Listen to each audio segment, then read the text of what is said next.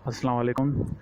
ये सिंध के शहर शिकारपुर में आप देख सकते हैं कि एक पुलिस वाला किस तरीके से इन गरीब रेडी वालों से, सब्ज़ी वालों से ज़बरदस्ती जो है वो सब्ज़ी ले रहा है।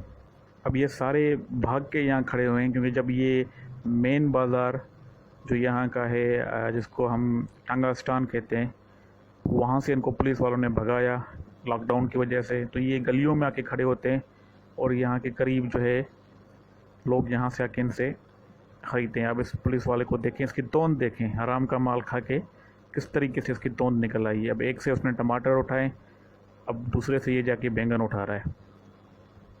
अच्छा, इससे पहले इसका एक लड़का इन सब से ले के जा चुका है। अब जब ये इस रेडी पे पहुंचा था तो इस रेडी फरोश ने इसको बताया कि मैंने तुम्हारे लड़के को पहले ही सामान दे चुका हूँ, मगर उसके अलावा भी इसने ये अलग करके अब इससे शापर मांग के ये सारा लेके जाएगा। तो कोरोना क्या मारेगा लोगों को जबकि पुलिस मौजूद है।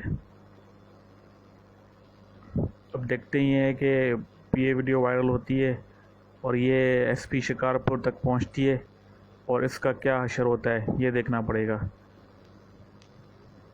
ये सिर्फ 2 वक्त की रोटी कमाने के लिए इसको दे रहे हैं, क्योंकि ये अगर इसको नहीं देंगे तो ये इसको यहाँ पे खड़ा नहीं होने देगा।